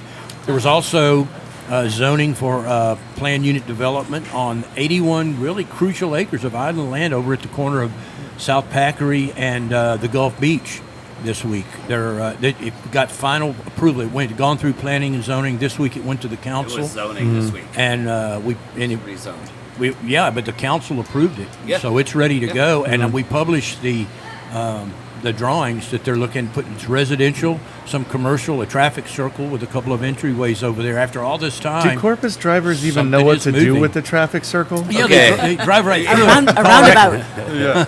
I ran into one in Houston the other day and had to do through it several times, and even Houston drivers were hesitant. You know what I I mean? lived on It's a I lived two-lane on stack Reforma job. in Mexico City. My commute was 12 lanes and around 12 the lanes. Independence. And I was in a car with Texas plates. When I'd be sitting there, I'd see the cops making his way through. Yeah. We got a problem. Yeah. Oh, Give him a man. $20 cashier's check, sign it Yeah. George Washington, reported stuff. Right. Yeah. Jeez. So we have Debbie. I think we have the downtown fireworks. We Yep. have Port Aransas fireworks. We have fireworks all over. So I guess you just have to figure out where you want to get stuck in traffic after them. And I was You wanna be downtown chastised. on the island. I was chastised for printing that the fireworks is going to go 22 minutes. It's 16 minutes. They compressed it and it goes higher up in the air. That's why we don't have the brush fires. which is So- always a plus. It's a good thing not to. I mean, so we're not going to have the brush fires. You got Yeah, that's chastised for that? Man, we had. right, I got a call. Tough crowd. I got a call from Nick Colosi, who you don't want to get on Nick's bad side. He no. packs. He just wants to be accurate. He just wants to be accurate. It's not 22 Oh, minutes. it was accuracy. He's There you managing go. people's fireworks expectations. Yeah. 16 So- minutes, so- and we that's always a have a great show. great fireworks show. Yeah, and ours, and maybe you could talk to Charlie Butt for us, Charlie. He pays for the downtown one and the one in Port A, and we have to raise the money on our own. Yeah. If he'd kick in a little bit of money, we could have a bigger show. Yeah, from that HEB there in Flower Bluff, I think he gets plenty of business there. Yeah, true. exactly. That is So true. it is great to be able to see, the downtown fireworks, Corpus Christi.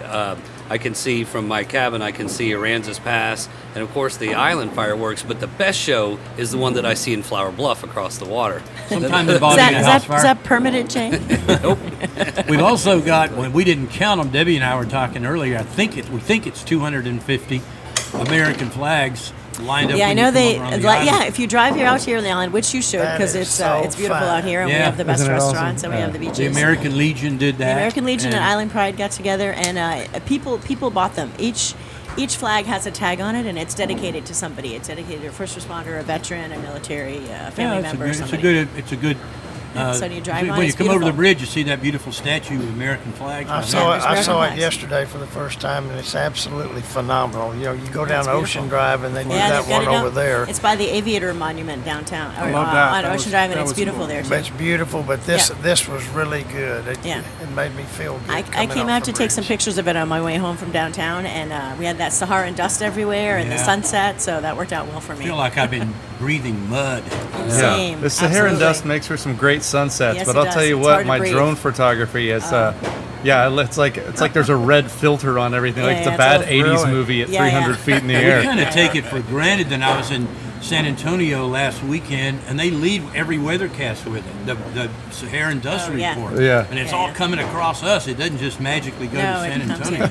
in. Hey, don't forget we also have our patriotic golf cart parade out here on Friday night. That's Friday night. Starts at 6:30 at the Seashore Elementary School. If you're going to be in Patriotic it, you got to golf bet cart the parade. Yeah. Yes, it's all patriotic, nonpartisan. You can't I have need to like check that candidate one flags. out. That's a fun You one. guys get creative down here. Oh, yeah. Well, and people- they people drive all Come out over to the island a little bit People more. throw yeah. candy and Yeah, stuff yeah, to yeah. the kids watching the parade. When It's- is that? That's on Friday night. Okay. Starts at Well, looks 6:30. like I'm going to the at the elementary Patriotic. school. Well, one year we added. You can be in it, Gabe. You get Oh your yeah. golf cart. Anybody I'll can get be candy in it. thrown at me, maybe. One year we No, added you'll Yeah, be yeah. fine. You'll be fine. One year we Yeah. added Jeeps, but we made the route too long, and so Some of the all golf the Jeep carts. drivers' left leg gave out from clutching. Oh, really? Yeah. That was a one-year experiment, and It does. didn't It work. does Yeah. get long by the end. And downtown Friday night is Art Walk.